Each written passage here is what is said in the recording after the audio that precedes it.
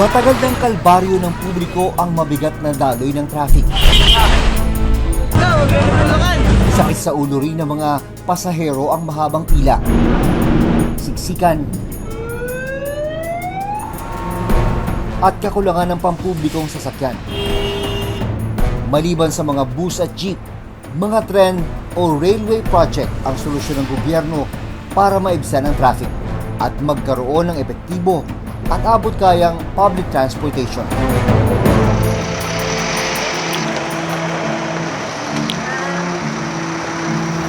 Noong 2018, tinalakay ng Reporter's Notebook ang mga ongoing railway project ng gobyerno.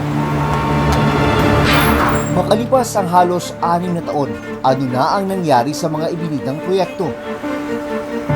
May napakikinabangan na ba ang mga commuter sa ngayon? Malakpa po, malakpa!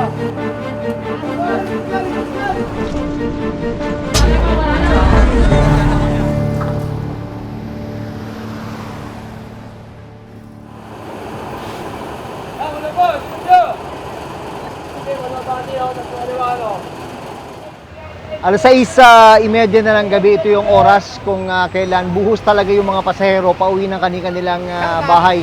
Itong lugar kung saan kami ngayon naririto, ito yung mga sinasakyan ng mga papuntang San Jose del Monte, Bulacan, Litex. Ito yung mga dadaan sa Commonwealth Avenue, isa sa pinakamalapad na kalsada sa Metro Manila, pero isa rin naman sa pinakamatraffic. Kaya pa. Ay po, yan. Malakpa po, malakpa!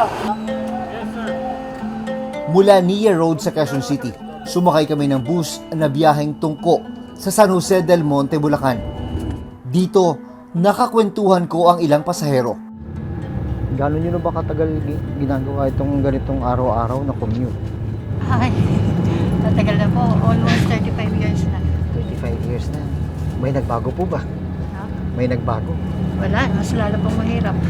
Maluwag na hong ang lagay na ito di ba?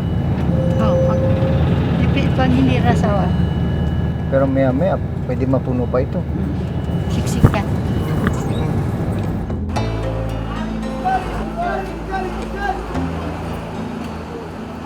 Tandasora, lapit na mga Tandasora, palit pwesto, harap! Kailangan talaga dito, malakas ang katawan.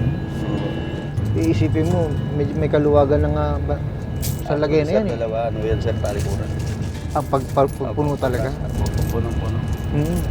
Yung pasahero na po hindi na masakay.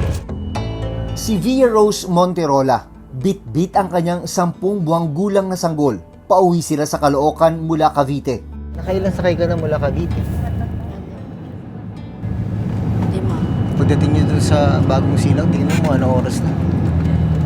Mga 7, mag-8. Mahirap pa naman mag-commute dito sa atin. Mahirap po kasi uwian po eh.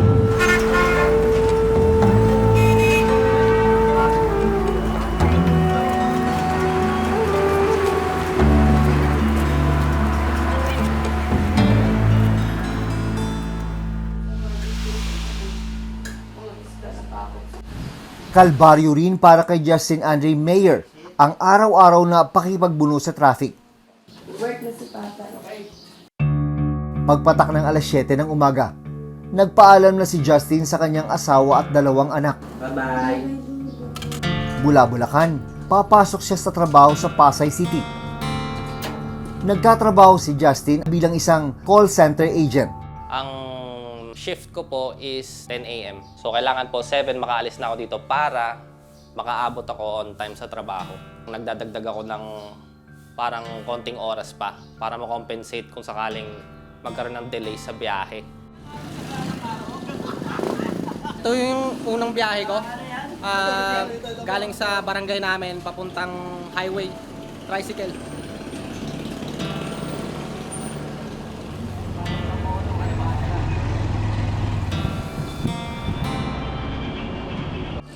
Nang makarating sa highway, sumakay naman ng bus na biyaheng Quezon City si Justin.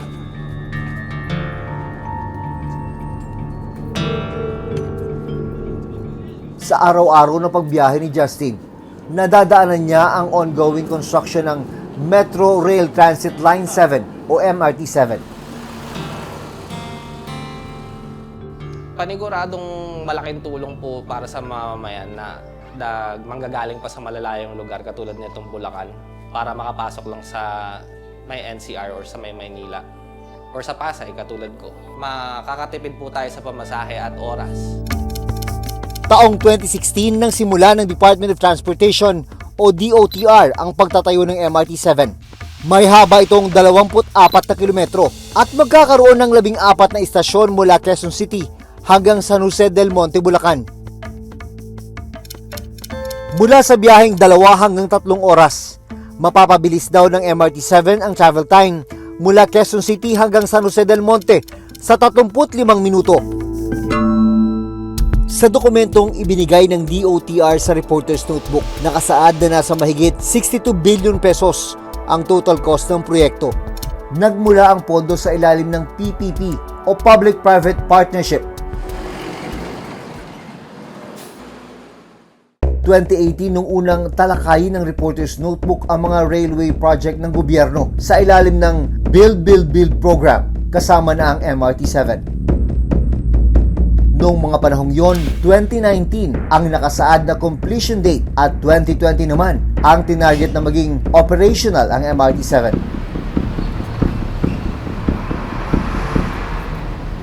Dahil sa COVID pandemic at issue tungkol sa road right-of-way, na-delay ang completion nitong MRT-7 na inaasahan sanang malaki ay may tutulong para mapaluwag ang daloy ng mga sasakyan mula Quezon City papuntang San Jose del Monte, Bulacan.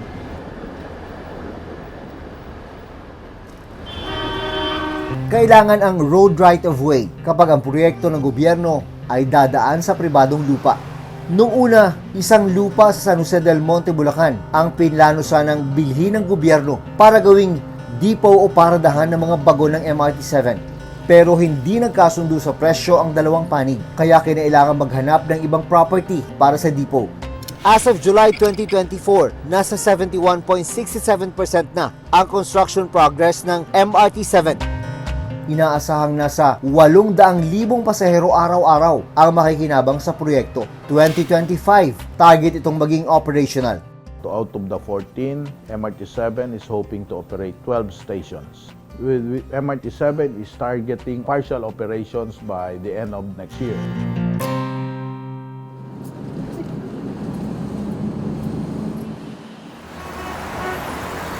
Nang makababa sa bus, lumipat si Justin sa MRT-3 para makarating sa Pasay.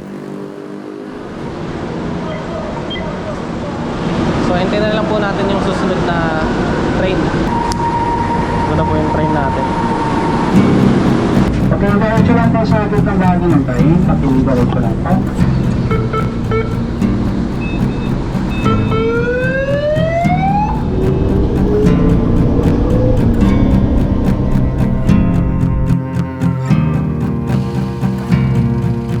Pagdating sa Taft, jeep naman ang kanyang sinakyan.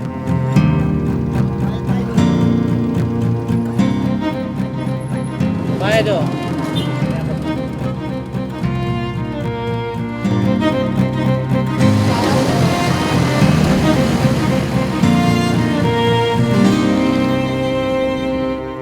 Lampas alas 10 na ng umaga nang makarating si Justin sa kanilang opisina.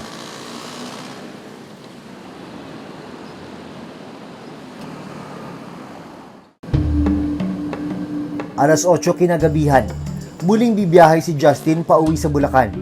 Sa totoo lang, di pa ako naghahabunan, pero since na nagmamadali nga tayo makauwi dahil medyo mapapatagal ang biyahe, eto na, dito na tayo naghihintay ng jeep pa MRT, Taft Avenue Station. Kailangan niyang muling mag-jeep. Baedo.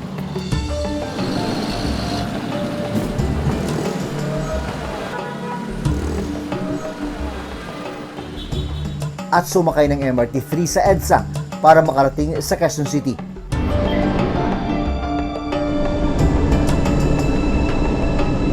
GMA Company, GMA. Pagbaba sa Kamuning Station, lilipat naman siya ng bus na biyaheng pa San Jose del Monte.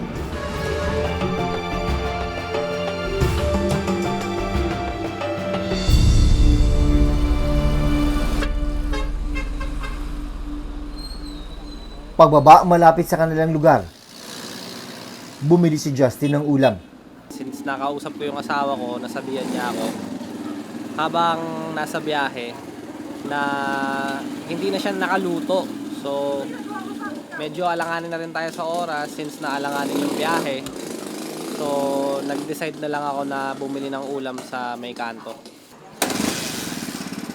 Pagkalipas ng 3.5 oras na biyahe, sa wakas, nakarating din si Justin sa kanilang bahay.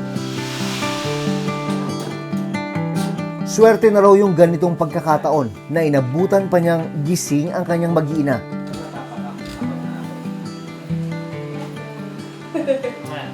Nangihinayang po talaga ako sa oras na yun. Makita ko man lang yung mga kids ko pagka-uwi ko, which is hindi na nangyayari dahil naiipit ako sa biyahe, sobrang tagal. Kapag nabuksan ng MRT-7, isa si Justin sa mga makikinabang sa proyekto. Kakatipid po tayo sa pamasahe at oras at malaking impact po yun sa pang-araw-araw na buhay natin. Panigurado. Sa maghapon, inabot ng halos 7 oras ang biyahe ni Justin sa daan. Sa ginawang pag-aaral ng Japan International Cooperation Agency noong 2014, tinatayang umabot sa 2.4 billion pesos ang productivity loss kada araw sa Metro Manila. At kapag hindi na solusyonan ang problema sa traffic, tinatayang aabot pa yan sa 6 billion pesos kada araw pagsapit ng 2030.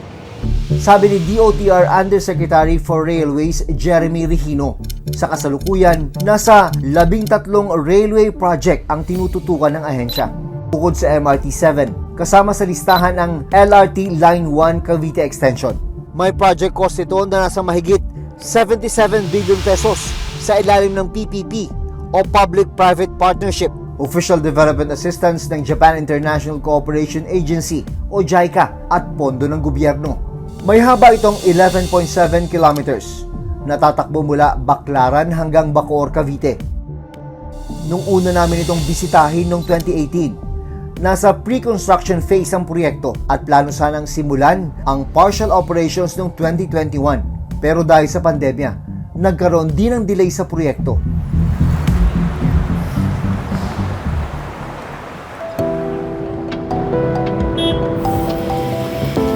Paalis na ako sa bahay. Isa sa umaasang makakasakay sa LRT Line 1 Cavite Extension, si Justine May Papio o JM. Mula sa kanilang bahay sa Bacoor, Cavite, araw-araw din ang nararanasan niyang kalbaryo sa pagkukommute. Nagtatrabaho si JM bilang isang admin staff sa isang private company sa Parañaque at Makati City. Imbis na 1 hour lang po yung magiging biyahe ko, gumigising po ako ng 2 hours earlier kasi sobrang hassle po. Imbis na papasok ang fresh, papasok ang haggard.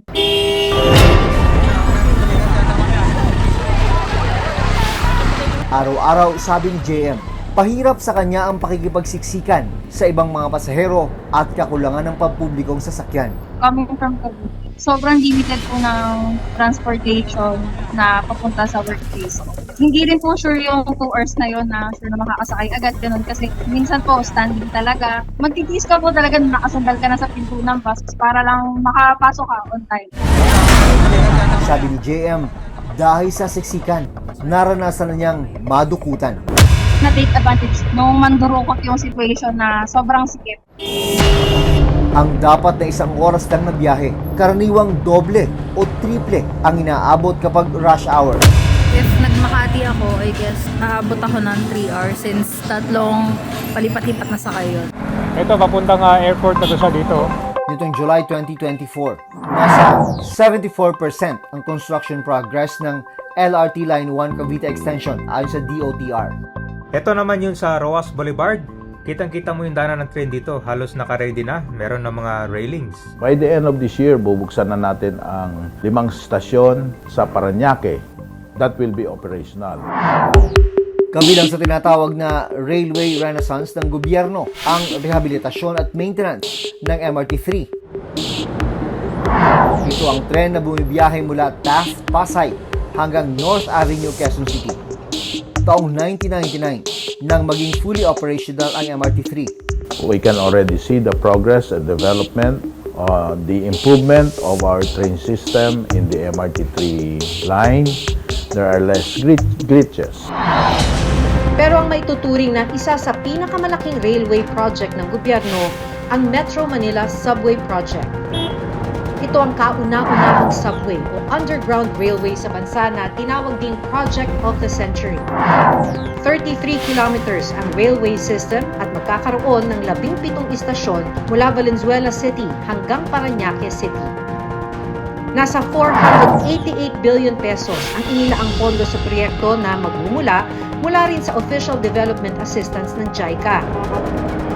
Sa aming naging panayam sa DOTR noong 2018, sinabi nilang target matapos ang 3 istasyon ng subway sa taong 2022. 2027 naman itong target maging operational.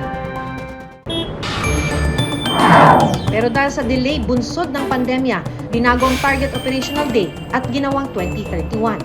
In the subway, we are also hoping to achieve partial operations by the end of 2028. That is from Valenzuela to Ortigas. Sa kasalukuyan, ongoing construction na sa bahagi ng Valenzuela at Mindanao Avenue sa Quezon City. Nasa 15.57% ang construction progress ng Metro Manila Subway as of July 2024. Para maging konektado ang LRT1, MRT3, MRT7 at Subway, kasamang itinayo ang Grand Central Station o ang Unified Common Station. Matatagpuan ito sa Quezon City na pinondohan ng 2.8 billion pesos. 2023, unang tinarget na matapos ang proyekto, pero nagkaroon din ng delay dahil kinailangang itigil ang construction dahil sa pandemya. Sa ngayon, nasa 81.49% ang construction progress ng Unified Common Station. It's ongoing. Matatapos yan next year. Isa pang proyekto ng DOTR ang North-South Commuter Railway. Biyabiyahe ito mula Clark, Pampanga hanggang Calamba, Laguna. Ang total project cost naman ito, 873.6 billion pesos mula rin sa Official Development Assistance ng JICA at utang sa isang bangko. Ngayong taon ang original na target completion date ng proyekto. Pero dahil rin sa problema sa road right-of-way, fourth quarter ng taong 2027 na ang target partial operations ng proyekto. We are on target. We are on time. The partial operations for Clark to Valenzuela, December of 2027. And our worst case scenario is first quarter of 2028. Ang isa pang major railway project ng gobyerno, ang LRT2 West and East Extension. Para sa LRT2 East Extension, 9.5 million pesos ang inilaang pondo ng gobyerno na operating na noong 2021. 10 million pesos naman ang pondo para sa West Extension na ngayon ay nasa ilalim pa raw ng comprehensive study, sabi ng DOTR. There is an ongoing study for the rehabilitation of Line 2 dahil luma na po yung mga bagon natin doon. So that's a total of 10 kilometer expansion. Kung susumahin sa 13 railway project, 5 ang ongoing ang construction at rehabilitation. Isa ang tapos na. 3 ang nasa pre-construction phase at 4 naman ang under feasibility study pa. Aminado ang DOTR na karaniwang problema nila sa pagpapatupad ng mga proyekto ang road right-of-way. Hindi raw ito madaling irisolba. It's not that easy. There are so many special laws in right-of-way acquisition. Loan agreement, safety guidelines of JICA and the AEDB. There is the LINA law or the Housing Urban Development law. Hindi naman tayo pwede basta-basta magbayad ng landowner na hindi kompleto yung kanyang dokumento, hindi kompleto ang kanyang papeles. Para sa civil society group na Alt Mobility, malaking bagay na maisaayos muna ang mga lupa na daraan bago simulan ng proyekto. Kapag natengge yung project, tatagal yung paglalatag ng rail services. Pangalawa, nasasayang yung budget na ina-allocate para dito. Bagay na sinang-ayunan at ipinaglalaban daw ng railway sector ng DOTR sa kanilang ahensya. Yan ang pinaglalaban namin. Bago natin masimulan ng project, pondohan na natin at mag-commence na tayo ng right-of-way. Pinapakiusap namin sa DOTR na sana mapayagan na kami even prior to the loan agreement basta in-approve na ng NEDA ICC, tuloy na right-of-way acquisition. Dagdag pa ng DOTR railway sector, maraming epekto kapag nagkakaroon ng delay sa proyekto. Naku, hindi na tataas ang project cost. Magkakaroon ng standby cost and prolongation cost. We will have to extend the hiring of personnel and consultants. Habang tumatagal, tumataas ang presyo ng lupa. Most of all is the loss of time and opportunity. Susunod, sabi ng University of the Philippines National College of Public Administration and Governance o UP-NCPAG, may implikasyon din ito sa pondo, lalo't halos lahat ng railway project inutang pa ng gobyerno.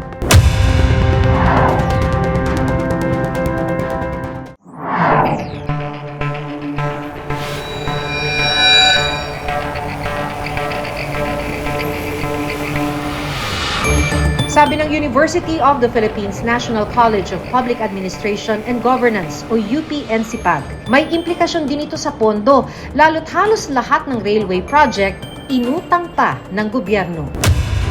Ang epekto nun ay pag hindi nasunod yung project from conception to feasibility study to detailed design and all the way to construction, nagiging mas mahal. No? Yung pag-construct, una kasi uulitin mo lahat ng mga requisite studies before you break the ground. No? Pag humaba yan, medyo may opportunity cost, so lalong nagmamahal. So you need to infuse more capital. No? Ang implication nun, magkakaroon ng restructuring ng loan. Kailangan magkaroon ng comprehensive transportation plan. Pag tinignan mo yung budget presentation ng DOTR o yung mga plano nila, napaka-project-based niya. Gagawa sila ng Metro Manila Subway Project dito, gagawa ng NSCR dito, tapos hiwalay yung plano ng active transportation.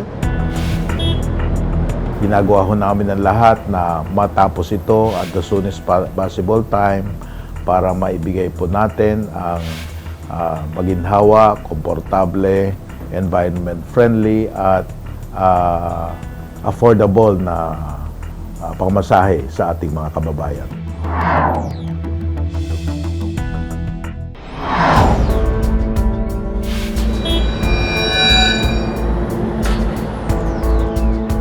Ngayong sabay-sabay ang konstruksyon ng mga railway project sa bansa, mahalagang bantayan na nagagawa ng maayos at tama ang bawat proyekto. Pinondo man ito ng utang, bigay ng ibang bansa o galing sa kaban ng bayan, dapat maging mapagmatsyag. Dahil tayo pa rin naman ang magbabayad ng mga ito. Hanggang sa susunod na Sabado, ako si Maki Pulido. Ako si Jun Veneracion at ito ang Reporters Notebook.